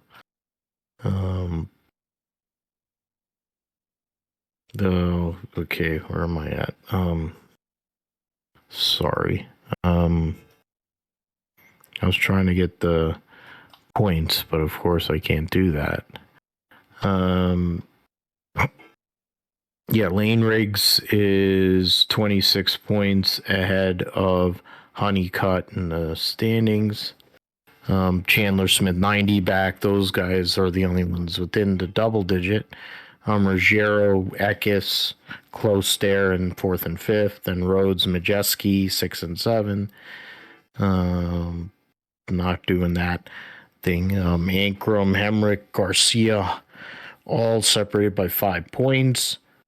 Corey Himes only raced 5 times. He's 11 points. Still 5 points out of Stuart Friesen. Then you have Enfinger and Butterbean Queen and Haley, Andres Perez and Tanner Gray, rounding out those drivers that would want more there. In terms of drivers that have run every race, that's 18, 22, 23. So there's 12, or 13 that are there under one admin and 13. So I pick Caden Honeycutt, and then my wild card pick is going to be Connor Mozak. Phil goes Caden Honeycutt to win, and Connor Mozak wildcard.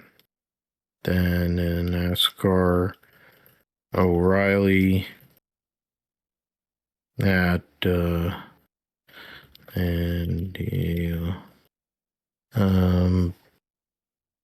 I'm gonna go first here. Open the door for Josh to get SVG. That sucks this week, but I'll get him next week. You have 37 for 38, so no problem there. A return for Jesse Iwuji, who's, of course, fought in our armed forces, is a part owner of that DGM team, so making a return to racing at the Naval Base Coronado. LeBay in the 0 for SS Greenlight. Carson Quapple back in the 1. Let's see. Anybody, anything different? No. Andrew Patterson back in the 32. Former guest of the show, Dawson Cram in the 35 for Joey Gase, which is part of Mike Harmon's team. Baltazar Leguizamon for Youngs in 23rd. Or not 23rd, but he's also is in the race. Preston Pardis driving his own number 50. Joey Gase driving his own 53. Brad Perez in the 55. Austin Green gets back in the 87 after Nick Sanchez drove last week. A Rajak Ruth back in the 88. Enter Nwuji Honeymoon in 92. So, O'Reilly series for me. Trying to remember who won earlier this year at Watkins Glen. I think it was SVG, right? Or is it Connor Zilich? Yeah. Though he isn't in this, so looks like only regulars really. And then Hank Hill's going to get extra practice being in the Cup car. I will choose.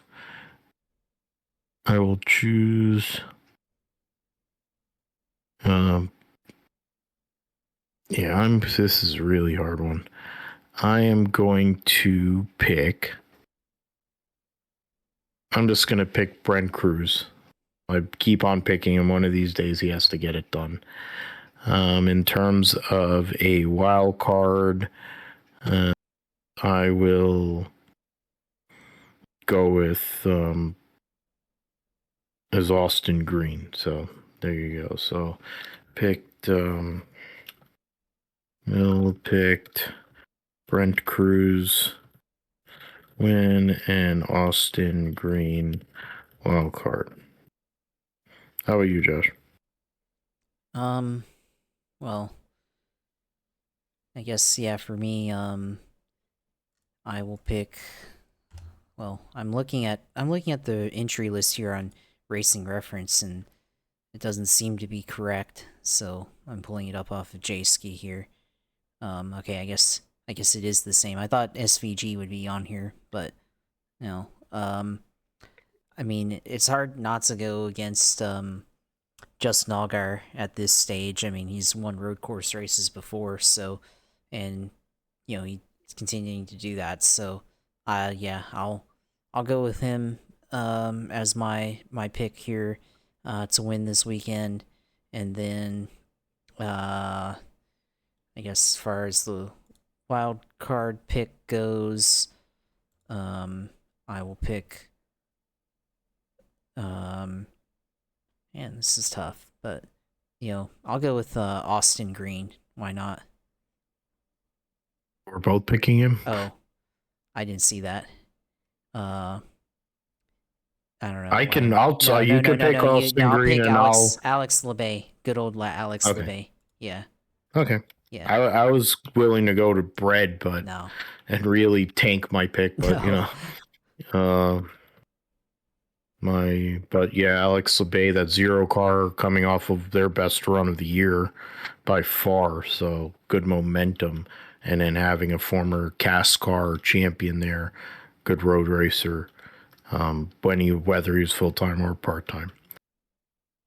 All right, so then the Anduril 250 NASCAR Cup Series at San Diego, the naval base Coronado, the final race for Amazon of this year, unfortunately.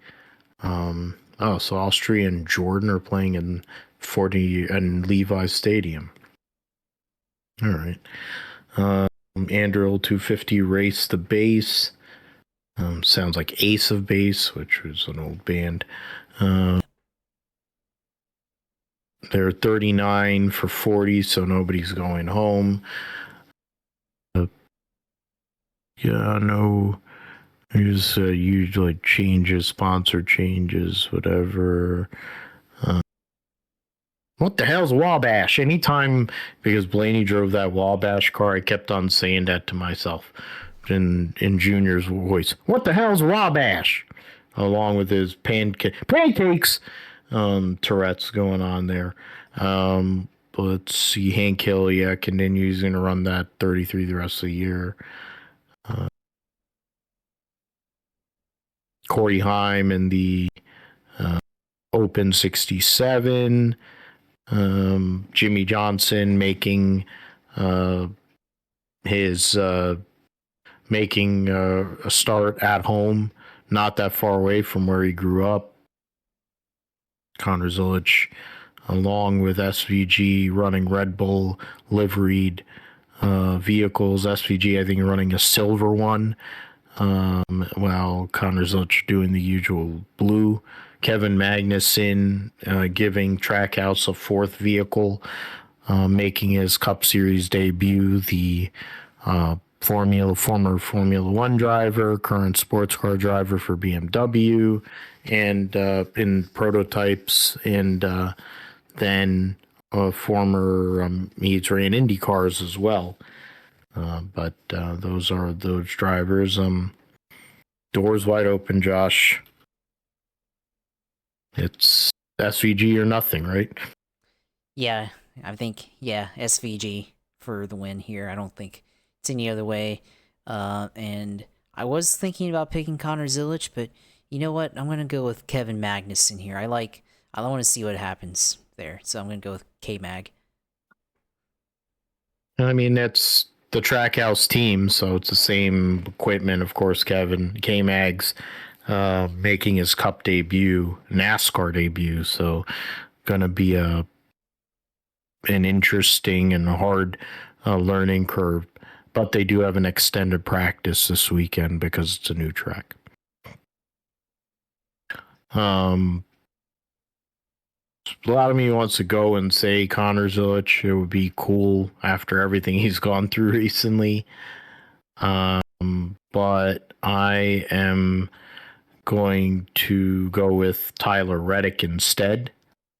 After what he's a couple of weeks ago in Michigan, but then in recent weeks is kind of leaking points.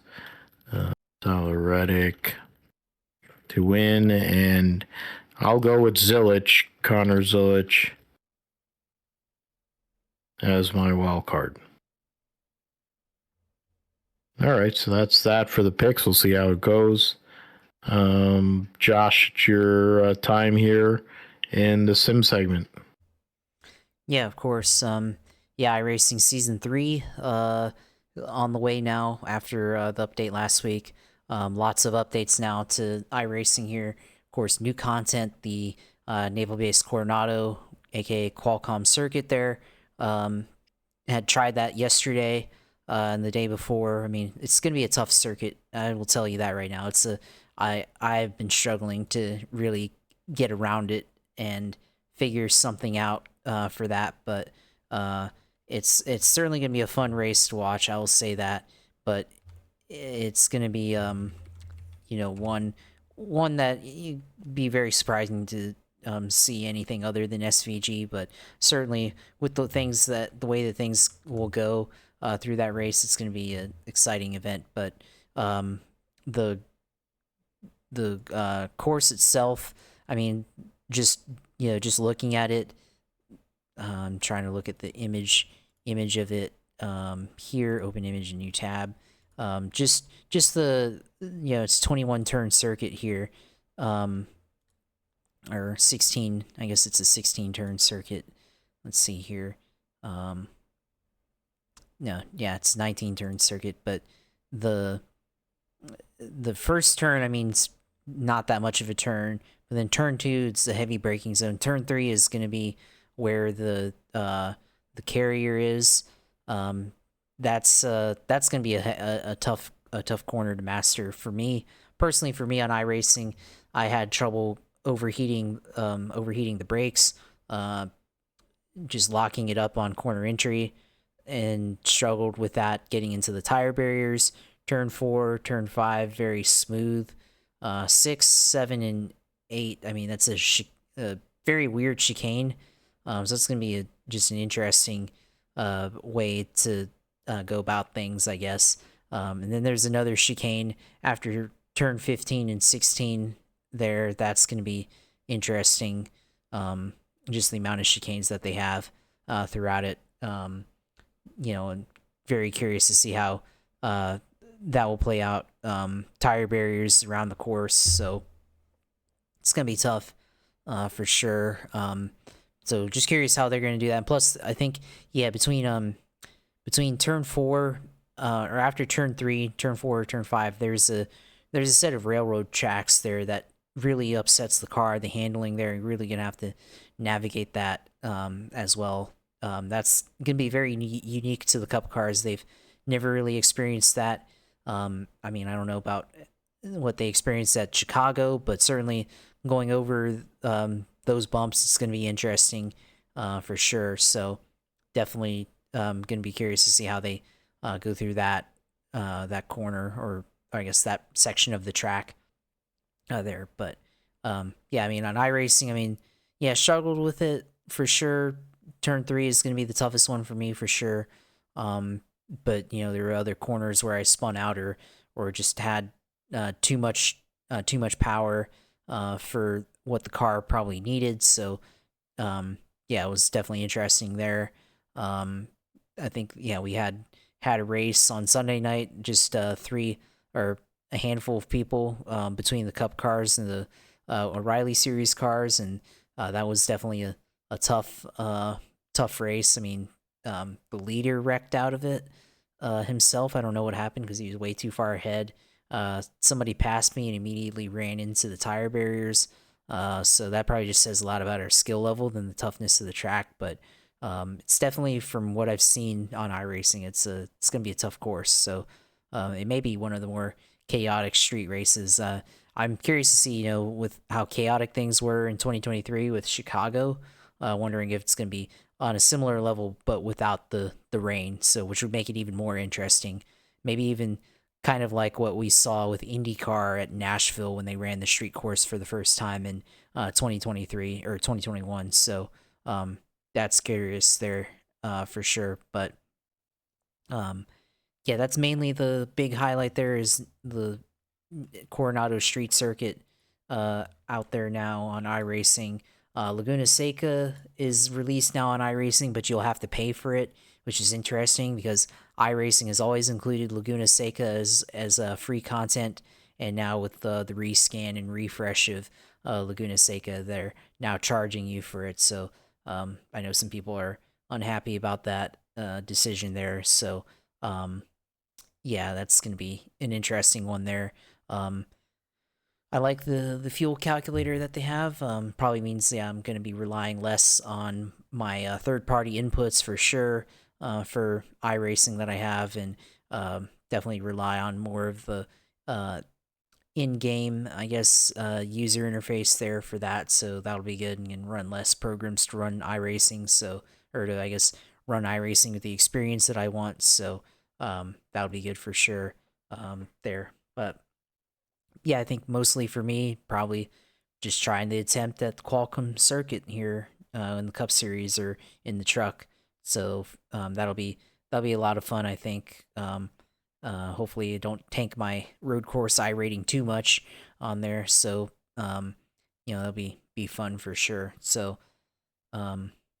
yeah, maybe try to stream just a run, or maybe try to figure out a way to, because in iRacing they have the camera app that you can look at and replay, and you can maneuver your way throughout the track, and it'll be kind of interesting to just explore the environment and see what iRacing was able to pick up compared to what it actually looks like in real life there. So that could be interesting as well. So yeah, of course, as always, you can follow Twitch TV/usailor2 for all the iRacing streams that I have on there for sure. And then for me, you can follow me at JP Huffine on Twitter, of course.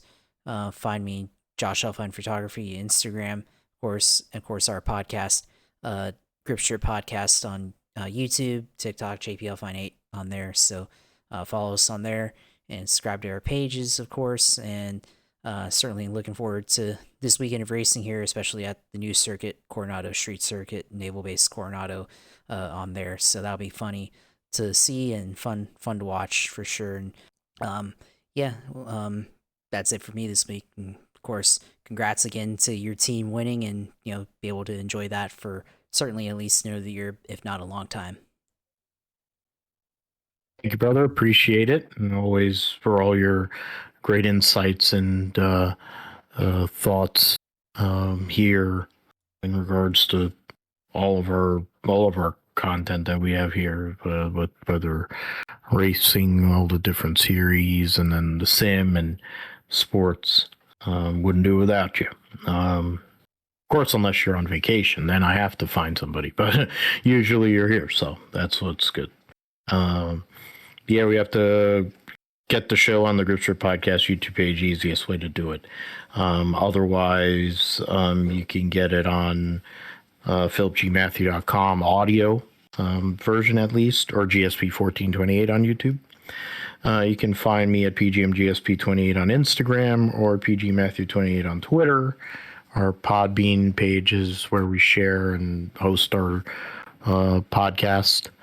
And yeah, we'll be back for episode 320 next week of the Grip Strip Podcast.